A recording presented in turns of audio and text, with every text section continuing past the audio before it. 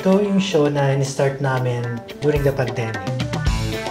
Hello everyone, ako si Jeff Atienza. Ako ang producer, creator, and host ng Chef Isolation.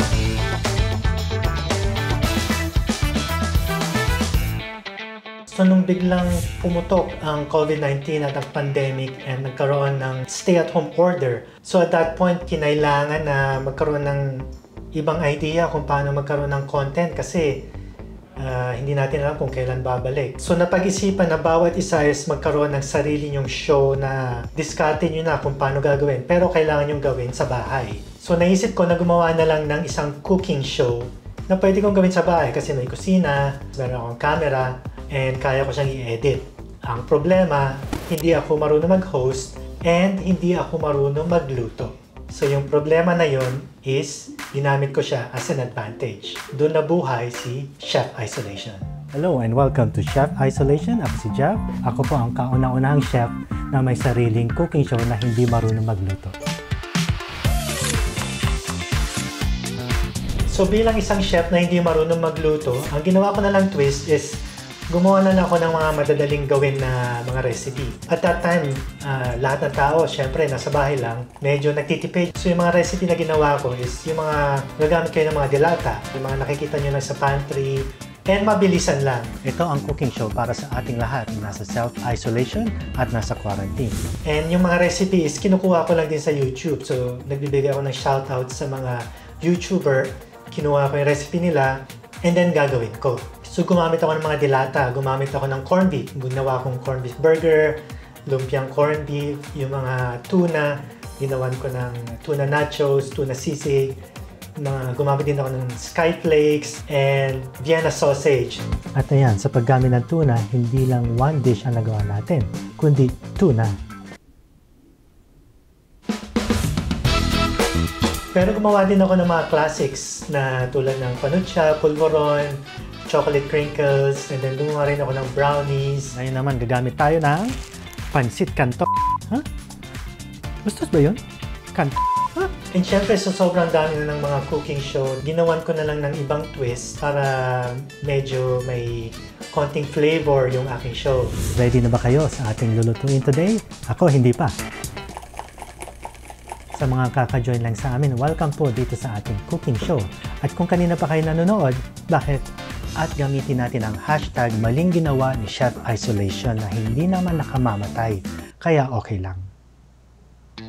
May mga times na matagal kong hinawakan yung lumpia, and then mapapansin nyo na lang, puro bandage na yung kamay ko kasi mainit. Tapos minsan gagamit ako ng ibang tools na hindi nyo makikita sa kitchen. So para hindi masyado maging boring na typical na cooking show, nilagyan ko ng medyo konting comedy. Ako po si Jeff. Kayo, anong name nyo? See you guys next week. Pagdating naman sa mga challenges dito sa show na to, sa bahay lahat sinushoot, no? And hindi lang naman ako yung nag-iisa sa bahay. So hindi lang din ako yung gumagamit ng kitchen.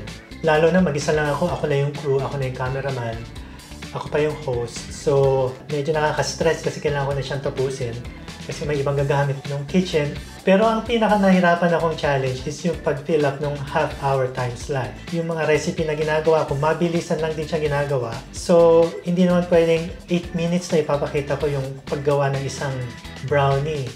So, dinagdagan ko na lang ng mga ibang elements yung show na to. Gumawa ako ng mga tips na may acronym na CANTOT. Walang kwentang tips. And then, nagdagdag din ako ng mga viewer response. So, naglalagay ako ng email. Pero sa totoo lang, sa buong show, ni isa wala nag-email sa akin. Tingnan ko kung anong mga feedback niya sa akin.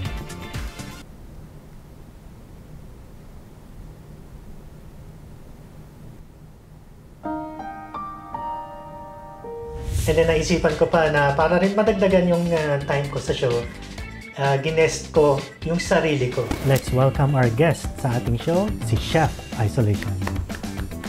Thank you. Thank you sa pag-imbita. So, bago tayo magsimula, meron ba kayong message sa ating mga viewers? Yes, meron akong simulan na nating gumawa ng binabati ko yung mga fans ko sa Winnipeg. Ito na ang pinakahihintay natin, ang paggawa ng funnel cake. Pagdating naman sa mga segments na nagawa ko, ang memorable sa akin is yung ginawa kong funnel cake. Sobrang dami na ingredients, pero wala ako ng ingredients except itlog, asin at saka tubig. Ang ending nito is gumawa na lang ako ng nilagang itlog. And then yung isa pang ginawa kong Vienna sausage buns, ginawan ko siya ng twist na kunwari expired na yung Vienna sausage.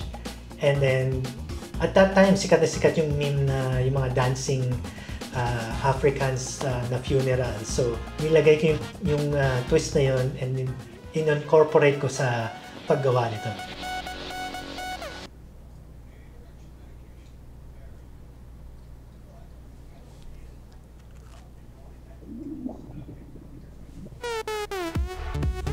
Hello sa inyo lahat and welcome dito sa Chef Isolation.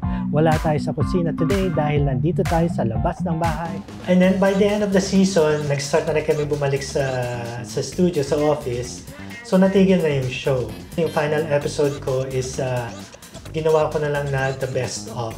Pero ginawan ko na rin ng twist. Samahan niyo ako dito sa summer special episode ng Chef Isolation.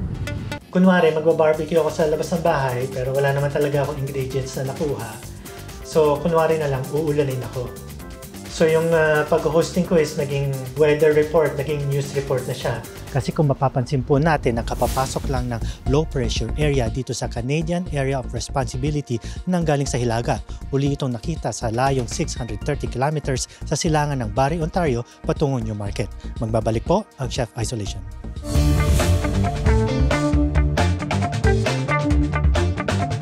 At yan ang isa sa mga show na pinroduce namin dito sa Filipino TV and pinroduce nung napaka-challenging time nung pandemic. Pero at the end of the day, hanggang sa ngayon is hindi pa rin ako marunong magluto.